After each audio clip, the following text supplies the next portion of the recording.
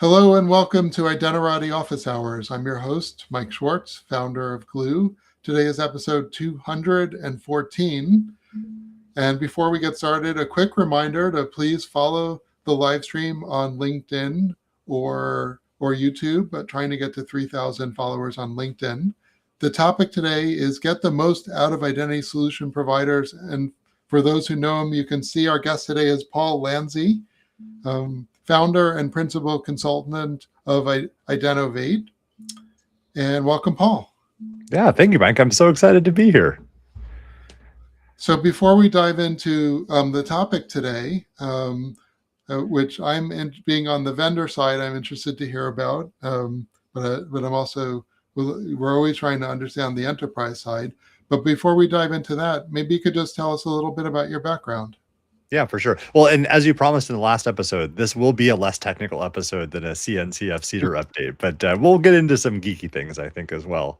I actually got my start in identity about 1 million years ago, back in 2008. I was working at a pharma company called Genentech, and I was tasked with figuring out how to get Waveset, if anyone remembers Waveset back in the day, working with Google two-legged OAuth. And we did manage to do it. It was quite a feat, but that was my start in the identity world about 1 million years ago.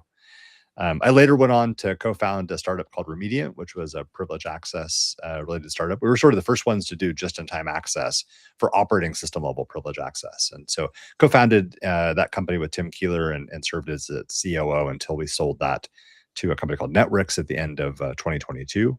And then today I get to help out large enterprises with their identity and sort of identity security related challenges. I also advise a couple of identity and identity security related startups. And I also get to work with VCs on sort of vetting those sort of startups for investment.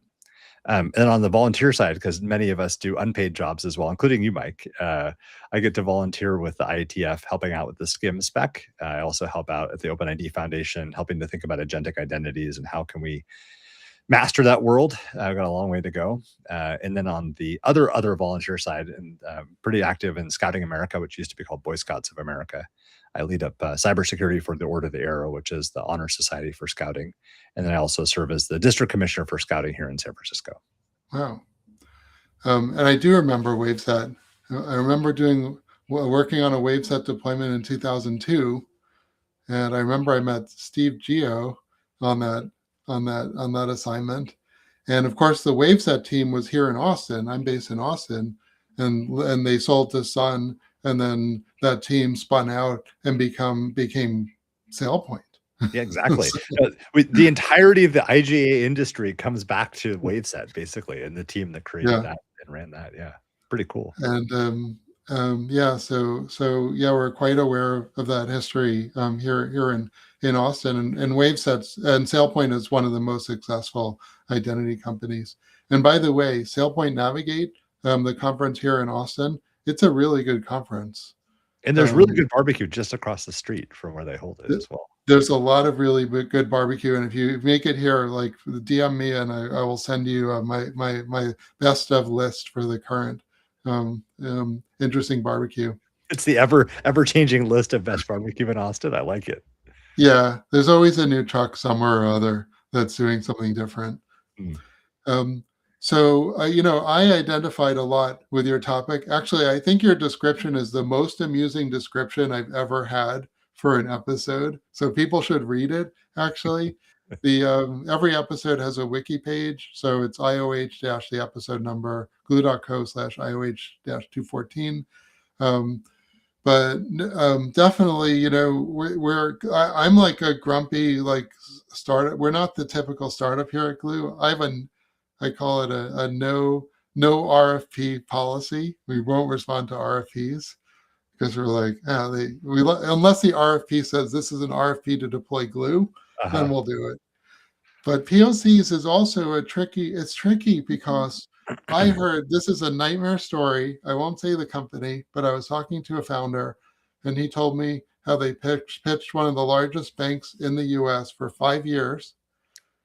And they had they had deployments. They had 5 deployments within this bank. They had contingents who were evaluating it. And they ended up selling the company. The bank did end up buying their product, but not before they sold the company. Hmm. Um, and I was like, oh, we haven't, I don't have anything that terrible to tell, but I definitely understood where he was coming from. So POCs can be a nightmare from the startup or the vendor side.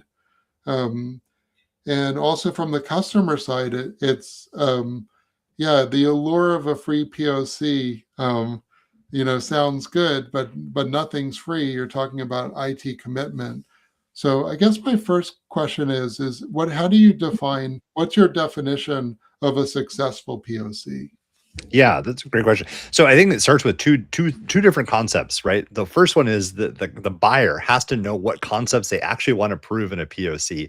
There's so many times I've been either on the buyer side or on the seller side where the POC definition of success was we want to conduct the POC. Well, that's not actually a proof of concept, right? You have to decide what concepts it is that we care about and like what are we going to prove out throughout the duration of this POC, and then how are we going to prove those things or disprove them, right? And so like someone has to sit down and like think about that, all those things, and then the vendor has to look at that proposal and say yes, like this is a fair evaluation of our product, or no, like this is not, we don't do those things, we do these other things which are really cool and maybe you should change your POC criteria.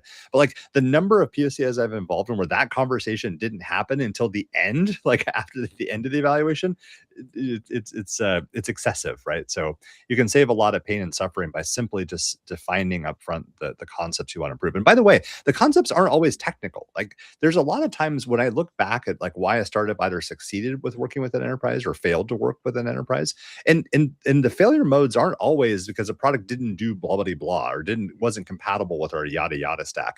It's because like we didn't agree about what the roadmap was going to have, or we didn't agree about how tech support was going to work, or we didn't agree about what kind of relationship we were going to have between the two companies, much less like the actual product. And so I think there's space in a well-defined POC, both for technical concepts that want to be proven, but also like the non-technical things that the buyer cares a lot about and should enumerate and test out as part of their POC. When I was talking to this founder last week about that nightmare bank POC, he mentioned a phrase which I hadn't thought about in a while, but which seemed very apt. He said, the question is like, whose ox is getting gored? Uh-huh. So you're putting this new piece of technology in, and that might mean that the deployment team has to deploy it, and they're not getting paid any more money to deploy it. It's just one more thing they're going to have to do. Or maybe because you're putting in that new product, maybe they don't need something else. And somebody else is the manager of that thing Yeah. and might not be needed anymore or might have less authority within the organization. I guess this is normal, just, politics, but Well, I think um, you highlighted something really important there, which is like to the buyer, this is just one more task in a list of like 20 tasks that they have to get done today, right? And to the startup, this problem, whatever the problem is that they solve, passkey distribution or privilege access management or the latest in IDP, whatever it is, like that is their whole life. They wake up every morning. The founders of those companies, the sales engineers, the product managers, they wake up every morning caring deeply about this one problem and their solution to that one problem. And so like it's easy to assume with that mindset on the seller side that the buyer has the same mindset, that they're waking up every morning just as passionate about this problem as you are. And the reality is no. Like it's one of a list of 10 problems that they're considering solving that day among a list of 50 problems that they're actually worrying about on a day-to-day basis. And that disconnect in the level of energy and interest in that particular topic, I see has also spoiled a lot of the POCs that I've been part of. yeah, it reminds me of I worked at Rackspace for a while, like Mm, back in the day, in the probably 2001, 2002 period, 2003. And we would list 10 priorities. Priority one would be like, make the firewall, configurable, via our dashboard. mm. And then, I was on the identity team and I'd see the identity priority, improve authentication performance as like number 8. Yeah. And so there was agreement that it was important and that it was in the top 10 priorities, but it didn't have enough priority for them to actually devote the resources that we needed to get at that problem. Do you Well, see and, that? and Rackspace was a company that, at least from a culture and marketing perspective, talked a lot about its passion for customer success. And so, like the Mhm. odds of like the top 10 things in that list you're just talking about being customer centric was actually pretty high if it was Rackspace you're talking about. But Mhm. like that's not necessarily true for some of the macro sized companies that some of our enterprise buyers work with, right? I don't want to name any of them specifically. You and I before we started the stream, we're talking about one of them, but like the odds of their top 10 priorities of these macro size software makers like all being really highly customer centric, like it's not as high. It's not as high, right? And so that's another reality I think that buyers have to live with, is that when they're buying from a macro size company, their ability to steer what's in that top 10 priority list is like it's pretty limited. Like there's a boat and you're on it, but you're not at the rudder. You're not controlling the rudder. You're not controlling the sails. Like you're on deck. Maybe you're sipping a martini, but like that boat's going to go where it's going to go, and you're not going to have a lot of influence over it. Yeah. And being on the business leadership side, I have to say that I'm guilty of this. I'm always in almost, I want to know what are the revenues and sales, and what a business impact means sales to us. And so there's always a priority of sort of the business impact over infrastructure. So I remember when I did that report for Rackspace, they said, this is the most detailed report we've ever seen on performance. And we totally believe you. And you're right. But you're unfortunately your priority number 8. And it would have more business impact for us to work on the VPNs, which we think will drive sales right now, versus our improving our identity infrastructure. And I think it's hard for infrastructure vendors sometimes to understand the business impact because we're not specialists in their business, and we tend to have a horizontal versus vertical orientation in the tech industry. I think you're exactly right about that. And also, identity just happens to be the largest touch point for these enterprises among their user populations. And so when you think about what are the impacts of a suboptimal identity solution to an enterprise buyer, it's very significant because the touch point, the biggest touch point for everybody in that company is the identity solution, authentication, authorization, sort of the whole stack of identity is the biggest touch point. And so if there are inefficiencies or problems in that flow, it's not just the identity team that pays the price for that, or not even just the IT team that pays the price for that. It's the entirety of that company, right? And it could be very impactful. Yeah, I definitely agree with that. Um, and or plus the opportunity costs of what you can't build because you don't have the right infrastructure um, might be immense if you can't launch that product to go after. But it's really hard. I feel like there's a real disconnect between the governors, let's say, of the corporation and the IT department. Most of the business guys, they don't know a lot about IT, and it can be really hard to understand why authentication and authorization might be really helpful for them growing the top line. Yeah. Do you think that's, I mean, let me, if I can ask you a question, Sure. do you see that trend changing? I mean, has AI changed that trend? Like, are there things that are causing the business decision makers to be more technology aware? I think it is changing. We're seeing it even in the government space. Hmm. Like China has a highly technical leadership, and that's really effective for them. Also, countries like Estonia or even Ukraine, we're seeing where a high level of competence in technology and IT is giving them a competitive advantage geopolitically. And I think the same thing is playing out in companies where we're in this multi generational digital transformation, and companies are having to figure out how to distribute their products in new ways. Maybe you used to ship boxes, but now you actually, are providing an online service. And so there's a lot of transformations. And so I do think it is changing. Um, but then I talked to some of my friends in the oil and gas industry here in Texas, and I Uh-huh. asked them about IT. I'm just curious. And they have sort of a disconnect where, like, oh yeah, the IT is like those guys are always telling me to like install software on my PC or do 2FA, and it's so annoying. So I don't know. I see both sides of it. So well, I want to pivot though into in your episode description, you said in this session we'll give you 8 actionable tips for for enterprise practitioners on how to get the most out of working with identity solution providers. There's no way we can get to 8. Like 41 minutes won't allow it. We're already 14 minutes in. Mm. But what are some of your top tips here for, I think, with our more of our enterprise hat on? And Yeah. I remember I actually worked for a bunch of big companies. I remember I worked for ADP, Mhm. a payroll company, in the early 2000s. And I remember being on the other side, and I remember interviewing one vendor, and the CEO came in, and we're like, any company where the CEO comes in is too small for us to like work with, and we immediately threw them out of the list. Yeah. Um, You probably and ruined so that company's day, by the way, when you did that. Like, they were probably so excited to get a demo opportunity with ADP, and then, like, you're like, "Nope, wrong guy they, showed up. and You're out." again, the CEO got in to close the deal, and so what I got out of that is like there might be a real mismatch between how the enterprise team feels and how the startup team feels. So what's your tips for, you could be startup oriented, but I think you mentioned that even Microsoft's team, needs to really understand like how to engage. So what are some of your top tips for like how to do better?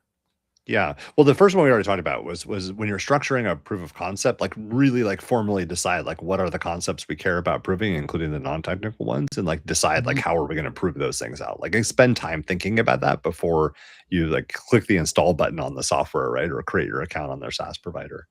I think another one, and this actually gets to the story we were just telling about, the CEO showed up to do the demo and we kicked him out because like we're like any company that where the CEO shows up is too small for us. I think actually that was wish fulfillment in a certain way, which is that if you the buyer have that philosophy, then you actually should not be working with startups, because the way that a startup works and the way that Microsoft works are so fundamentally different that if you, and I'm going to pick on your former employer with ADP, if you're ADP and you look at that situation where the CEO is giving the demo and you're like, nope, this is too small for us, they actually are too small for you. Like there's so many other problems that were going to come later down in that chain. Even if you had started that POC, if you had licensed that software, because the way that the startups work and the way that the IBMs and Microsofts and Oracles of the world work are so fundamentally different that if you as a buyer can't like wrap your brain around the CEO showing up to do a demo, it's actually good that you just self disqualified from that. But I do think that the most innovative buyers are able to adapt and figure out how to work with startups by staying open minded. And I think that being open minded, if you are a buyer and you want to work with startups, if you want to have novel solutions, even if they're point solutions to some of these big emerging problems in your enterprise sphere, like you've got to stay open minded. And that looks like a couple different things. One of them is being open minded that like really hard problem, unsolvable problems of the past, like actually are solvable now. Like I joke all the time that CMDB is like the thing that we in a technology industry should feel the guiltiest about because we never got it right, right? Like there's never, I have yet to work at an enterprise that had a CMDB where everyone's like, yep, all the data is in there and all the data is accurate. Like that has never been the case, right? We never got this right.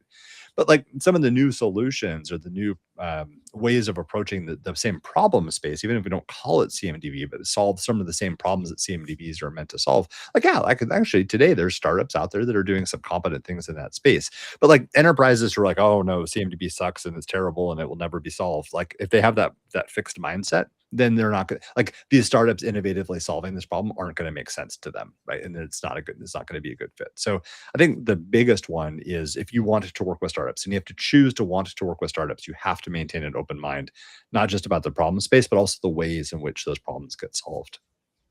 Yeah. Maybe it's because I'm on the other side, but a lot of times, I see POCs as can be very exploitive. Hmm. Um, like if you have a situation where, let's say, one of the largest banks in the U.S. is working with, and this wasn't even a startup; it was an established leader in the industry, and works for them for 5 years, while they're informing their decision and their strategy. And the bank is saying, well, we're not paying you anything because it's not in production. It's a very exploitive relationship, but it's also a hard relationship for the startup to walk away from, like an abusive relationship they can't stop. because they're like, oh, it's one of the biggest banks in the U.S. This is our dream customer. And we have a foothold there. We don't want to give it up, right? Yeah. Yeah. Where do you draw the line? Like, should corporations understand the power that they have and the responsibility to just do the right thing? Yeah. I think if you're relying on the benevolence of large corporations to do the right thing, like I got sad news for you and possibly a bridge in Brooklyn to sell you. I think that is Yeah. just not the way that the world works. So the successful POCs that on the startup side I've run in the past involved a couple of things. So one, a strong and agreed upon definition of the concepts to be proven and the time horizon over which to prove them. So I Mhm. was born an IT project manager. I joke that IT project managers are born, not built. So I will always be an IT project manager at heart. And IT project managers love to have fixed scope and fixed schedules and fixed costs, right? Like that, On those are the time, most on important. budget. That's right, exactly, right? The triple constraint, I want all of them, right? And so I think successful POCs have all those things defined ahead of time, and so you don't end up in a 5-year relationship where no dollars have exchanged hands. The other thing, and I give this advice to every startup that I advise, and like half of them follow the advice, and like half of them don't. That's okay, but you should always charge money for your POC. And the reason for that is not so much to recognize revenue from the POC, because ultimately, like, you shouldn't be charging so much that actually is material to the startup's top line. But what it does is it kickstarts what typically is the longest part of an enterprise POC, which is the procurement cycle. And so if Mhm. you're doing a $0 POC, then you get to skip a bunch of the procurement steps. Well, actually, you're going to have to pay that price eventually anyway. And so if you even if you start your POC with the agreement of like the money will come later or whatever, the procurement process will run in parallel. What you've done is like get the mechanics of the procurement of the enterprise procurement process running so that you can do that in parallel with your POC. So that if it is a successful POC, on the day that the POC success readout is given, you can then sign the license agreement rather than starting the negotiation on the day that the POC finishes. And so I think a lot of startups don't really understand that procurement can take 6 months, and like in a large company, like that's normal, like that's just the way it is. And so the sooner you can start that, the more successful your ultimate customer will be. Yeah. So in the government space, especially, I've seen a pattern where they do a POC and then they put it out for tender. Um, and the company that wins the POC might not be the company who's going to win the tender. And the Mhm. way that the tender is written, it might even be hard for the startup to to do that, to win in the first place. Is does it make sense? Do you think this makes sense for or how can both sides make sure that they understand sort of the risks of this potential POC? Yeah, that's a great question. And startups doing business with the government is a bit fraught. And I say this as a startup that did business with the government, and also Mhm. a bunch of government adjacent private organizations that ultimately were very successful and very important to Remediant's success as a company, but were very challenging, and not just for the reason you just described, which is where the tender that ultimately gets produced, like me, actually even disqualified the successful POC. I think there's probably two things to take away from the sort of story that you talked about. The first one is to have influence over the tender that ultimately gets created. And so that gets back to the concepts you want to prove. If there's something that truly is differentiating about your startup, make sure it's in the concept list so that it ultimately ends up in the tender and that ultimately only sort of uniquely qualifies you as a startup. That there's that through line from the proof of concept through the tender through the procurement of your solution, because otherwise what you described can absolutely happen. And if it's a poorly differentiated space, I don't know, like something like SSO today, there's a bunch of different SSO providers. It's hard to sort Mhm. of uniquely qualify yourself as an SSO provider. Then this is probably not the space you should not be chasing government contracts right in that space, because the mandatory tender process is going to end up disqualifying you unless you can find that unique differentiator that gets introduced into the tender as a qualifying element. I think the other thing to think about in sort of writ large in procurement when it comes to startups is identifying the champion. And this is not new advice by any stretch of the imagination, but knowing who your champion is in the organization, understanding their organization position within the sort of the procurement and buying process is really important for the startup to be able to what we used to call in the pharma industry, sort of, guesstimate like what the success rate is going to be for this. Because if you're talking to somebody that's a system engineer at the bottom of the organization and they're your champion, that's awesome. And that person's gonna have really detailed and useful information about the problem that the organization is trying to solve. But like their ability to influence 6 levels above them to actually make this $1 million deal happen, like very limited, right? Similarly, if your champion is the CISO and they're focused on 17,000 things and they got a board presentation next week and they've got blah, blah, blah, blah, blah, like their ability to be your champion is also probably somewhat limited. And so I think that for me, the most successful champions in enterprise organizations tend to be the system architects or enterprise architects or security architects. Those folks have a really sharp sense of the problem space, just like that engineer at the bottom of the organization, but also have enough bandwidth to be able to go deal with procurement and deal with legal and deal with all the other, sort of infrastructure teams and all the other things that have to happen in order to make the deployment of your solution actually move forward. Interesting. It's a hard category of like, what is an architect really? Like, and if we're talking about buildings, you actually get a degree for this. But in software, what degree makes you an architect? I'm not quite sure what degree or how And the title for an architect might vary quite a bit. An influential senior engineer or CTO might be the architect. I'm just voicing one of my frustrations about ICP. Um, but let's put on the enterprise hat again for a second. What are some of the red flags? If you're an enterprise, you signed up for a POC and you thought it would be no big deal, but now you have your questions. And what are some of the red flags you can look for that maybe a POC is not going as well as you think it should be? Yeah, there's three big ones. I think number one is if the startup isn't showing up in the places where they promised to show up. And that might be showing up in their release cadence, right? So they said, "Oh yes, we release software every 2 weeks," and it's been 3 weeks and you haven't seen a release come out. Like that's a pretty big red flag that there are problems within that startup, or their focus is now divided enough that you're not going to be successful should you choose that solution. So I think Mm. not showing up in the places where they said that they were going to show up is sort of number one. Number two is if you see them raising money and pivoting and doing a bunch of other things that are unrelated to actually releasing the solution that you care about, like that can also be a red flag. Now, it could be a green flag if they're doing really smart things or they're the trajectory of their company and the trajectory of their product is in line with what you're hoping for and what you need from them. Like that's good. That's good news.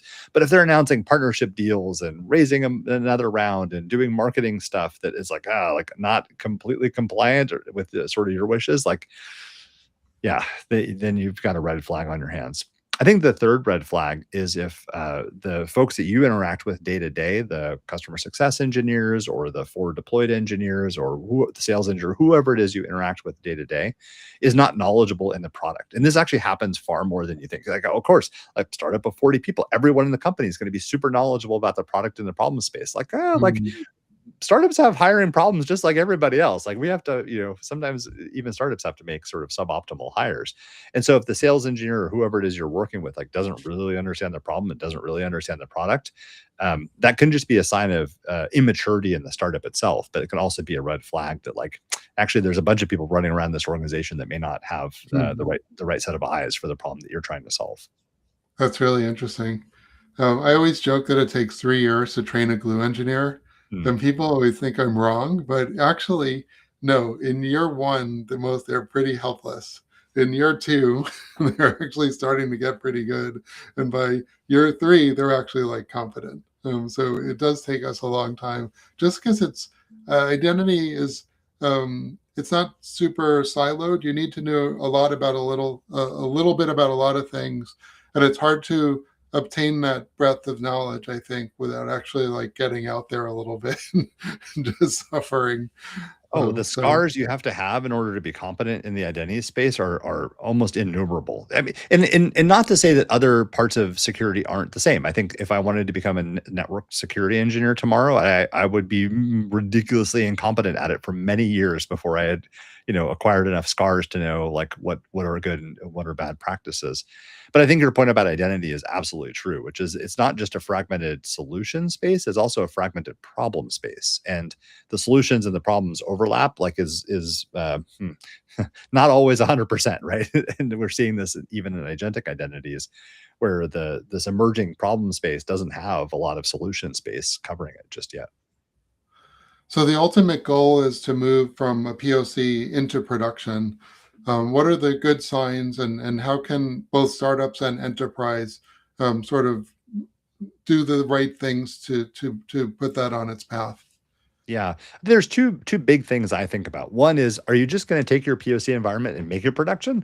Like if that's the plan, or if that's the or even worse, that's the advice that the startup is giving you, like that's a red flag for me because so many things got experimented with and changed and modified during the POC, ideally anyway, that like just turning that into production, like that's not a great idea. You're gonna inherit a lot of tech debt, right? Right out of the gate with that. So I think if the startup is like, great, we did a successful POC, we're throwing that environment away and starting fresh, like that's a great sign that the startup is thinking about the supportability and sustainability that an enterprise needs. I think that the second one, and this is actually a human problem, not a technology problem, comes down to professional services. So, as we just talked about, the identity security space has a very complex problem space and has a very complex solution space. And so, a lot of enterprise organizations are very used to working with professional services organizations that come in and help with the implementation and sometimes with the ongoing sustainment of those identity and identity security solutions. But like startups typically don't have a professional services arm. If you're 40 people, you're not going to dedicate 20 of them to being your professional services arm. And so thinking about how does an enterprise get the implementation support from the startup that it needs in order to be successful, there needs to be a plan for that. Now, I'm not going to be prescriptive about what the plan is. Like there's many different options there about things that could be successful. But if the startup's advice to the enterprise is, "Well, I don't know, like figure it out, like we'll figure it out as we go along," like that's not a great plan. That's actually not a plan at all. And so the startups need to have thought about, how do I provide professional services to meet the needs of my enterprise customers for the at least for the implementation phase, if not for the ongoing sustainment phase. Yeah, and we call at Glue we call that service wrap because no, we've lost deals because I'm thinking of one deal, a government deal in particular, in the UK. It was with DWP, Department of Work and Pensions, where we won the deal. We did a 2-year POC with them. Then we ended up losing to Fordrock at the time Mm, because we didn't have a large enough UK partner. mhm. Like they wanted an Accenture or a Deloitte or a Capgemini, and we didn't have a really big firm like that in who was based in the UK who could give them the service rep that they needed. And we just couldn't manufacture that, and we ended up um, losing the deal. So I think you're right. The service wrap is really important for enterprises because having been on the other side, I also remember when I was working for an enterprise, I'd be very overloaded with tasks. Yep. Like they would just keep, because I feel like you're a fixed asset, they just keep loading more and more onto you. And then you realize you can't actually get all this stuff done. So you need the service wrap in order um, to make it happen. Um, And I but think to that point, I think that successful POCs of a large enterprise that is in that situation where your internal team has got 10 tasks that fill their available 5 task workload, right? And they know they're going to have to outsource portions of the implementation or ongoing support. That should be part of the POC. Like that should be part of the POC. If it's not actually like one of the concepts in the POC, it should at least be part of the discussion at the POC stage. Is like, what does implementation look like? Should this POC be successful? Like that would have saved you in that example a lot of pain and suffering, because one of two things would have happened. Either you would have decided not to do the POC in the first place because we don't have a large enough UK partner, or it would have given you the 9 or 12 weeks to go find a large enough UK partner to ultimately be successful with an enterprise that needed that up front, rather than on procurement day being like, all right, great, tell us about your UK partnership with a 10,000 person organization, right? And you're like, oh, we don't have that. yeah, yeah, or we're still looking for that UK partner, actually. 2 weeks wouldn't have done it. 2 years wasn't enough. Yeah, 2 years Um, wasn't it? Yeah, it's something that um, I mean, I could go on a rant about startups and their optimistic thinking about partnerships, when it yeah, comes to large sort of, consulting companies and what they think that's gonna do for their deal flow, but the reality is, like, it's not, and it's hard. Those yeah. are difficult partnerships to establish and maintain. Our partner network tends to be more boutique, smaller boutique identity shops that have a lot of expertise. And then we struggle because as the smallest vendor in the industry, the larger companies like Accenture and Deloitte, they've already trained 4,000 people on ping, and they're not switching anytime soon. Um, but the DWP case, I mentioned it because it's public because we wrote a case study on it. And I wanted to bring that up as another point because sometimes doing the POC, like we realized we were going to be a long shot winning that thing in the long run, but I think we decided to do the POC anyway because they were an early adopter of UMA and we were excited about showcasing the technology. And we negotiated in that deal to do a case study. Hmm. Um, because we were like, okay, we realized we might not win it in the end, and we wanted to get it on record and use it for marketing. So, are there other reasons why a company might do a POC other than moving it into production? There's a bunch of different reasons. One of them, like you just said, is testing out some new technology that the startup has that hasn't had contact with the enemy just yet. And this the proof of concept is an opportunity for the startup to get to exercise that new engine or exercise that new capability. The other one you just highlighted is the importance of logos. This is one of those baffling things about the disconnect between enterprises and startups that still I don't understand why they're so far apart on this. The value of the logo to the startup might actually be more valuable than the revenue.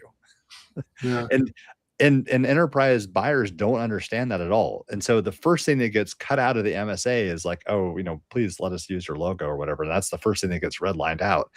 And I don't think enterprises realize how much potential value they're giving up by just simply redlining and not bothering to go to the marketing team or whoever controls the brand access to say, hey, like there's an innovative startup we're working with. We would love to be able to do a case study with them where we actually disclose our logo and blah, blah, blah.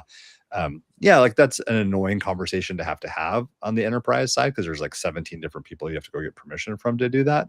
But to the startup, that is so valuable. And I don't think enterprise buyers really understand how much power they have with that one clause in the contract, and how much if there's other things that the enterprise buyer cares about, like getting certain roadmap items confirmed or having a price discount or giving more flexible terms elsewhere in the license agreement, that I don't think they realize how powerful that one paragraph can be. And then to the startup side, the revenue recognition is also really important. I also don't think that there's a strong understanding of that. So when an enterprise buyer says, "Yes, we love your product, but there's like this one feature that we absolutely have to have. We're going to contractually obligate you to have that feature." The revenue recognition rules on the startup side say that you can't recognize the revenue from that company until you've delivered everything in the contract, including that one feature or whatever it is they've added. And so the cost of that to the startup can be considerable depending on where they're at in their sort of their life journey, through seed, through Series A, B, C, whatever. If they're trying to hit certain revenue recognition milestones in order to raise the next round or meet some requirement from their board, like that one paragraph, that one feature requirement being asserted in the contract can make a huge difference to the startup, and not necessarily in a good way. And so there's these massive disconnects in understanding what's important to both sides, that I see all the time. it's interesting, but your leverage for getting the logo in the POC might be greater than in the MSA.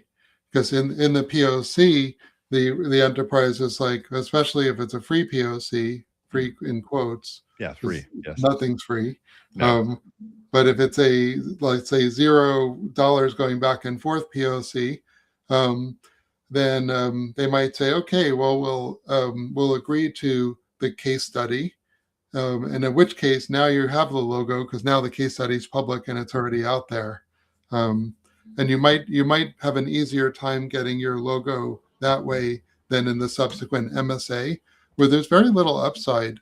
I've always felt that there's a concept in security of least disclosure, Mm. where when you do a get to a web server, it shouldn't tell you it's an Apache server because then you can start researching what Apache vulnerabilities there are. Right. So it should just say I'm a web server.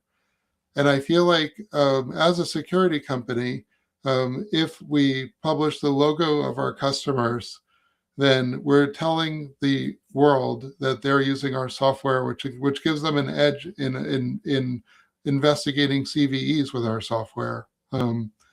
So I don't know. I feel like maybe I as a this is why we're the smallest company in the industry, but I've always had an aversion to using logos because I feel like I want to act in the interest of the customer, and I'm not sure if it's in the interest of the customer for me to use their logo and advertise this part of their security infrastructure.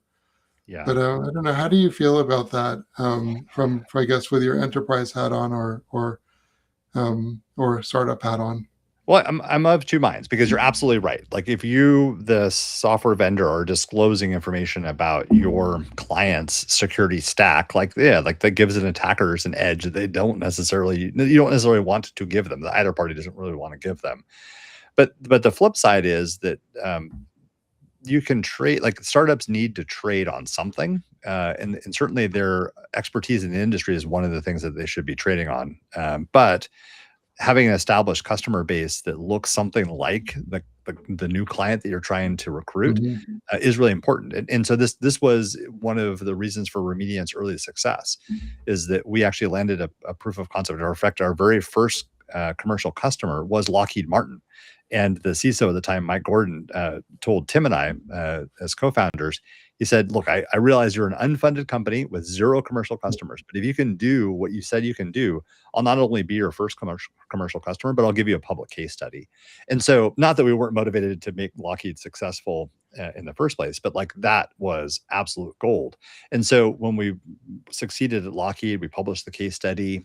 Mike became an advocate for Remediant as a solution provider.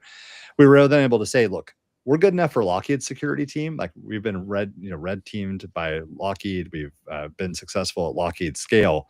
It made the next customer a lot more comfortable with thinking about, yes, this is a problem I want to solve, and this is a company that I might trust to solve it. Yeah, it's probably the most powerful thing you can put up. That's why my marketing team hates me, um, for sure. So the pigeons are flying, which means we're at the end of the episode. Any last thoughts before we break? Yeah, I think when I look at the startup landscape today, I'm so inspired by the number of new companies that are out there trying to solve really hard problems in the identity and identity security space. And then I also look at this trend toward platformization happening not just in the identity space, but across the security industry. And I'm deeply concerned that enterprise buyers are going to look solely to platforms and move away from best of breed. Now, this thing is that's a cyclical. There's a cyclical nature to that buying sort of mode. But I worry that some of the startups today aren't getting the attention that they would otherwise get from enterprise buyers. And so I really want to inspire enterprise buyers to think about thinking about startups as a competent solution provider for them as they try and solve some really hard emerging problems in the space. I don't know if we can say Glue's still a startup after 17 years. But I I think definitely would so. Being a heartily agree. startup, being a startup's a mindset, man. It's not a duration. Yeah. Yeah, it's a different kind of business because we have a stable business but we're also looking to build a new business. And so it still feels like a startup here and it's still a small company. I still know everybody. So I feel like that enables us to call it a startup. Um, well, let me just announce the next episode. This is a first after 214 episodes. I've been holding out for this. So there's a new policy syntax that's been announced by AWS called Dogwood. It's almost like maybe a version of Cedar, or it's a layer on top of Cedar. And I'm trying to line up a guest for a Dogwood episode. So if you're a Dogwood expert out there, like let me know. We'll have you on Thursday. If not, I'll scramble and find something else. So we'll see. Not sure what's happening on Thursday. Another quick reminder to follow the live stream. Help us get to 3,000 followers on LinkedIn and YouTube, which I don't check as much, but I actually like it better for watching episodes later. And with that, well, Paul, it's been a pleasure. I feel like I should pay you for a therapy session for letting me vent. I think we should all be For in therapy, Mike. yeah. So that was really great. And so thank you, and thank you, audience, and we'll see.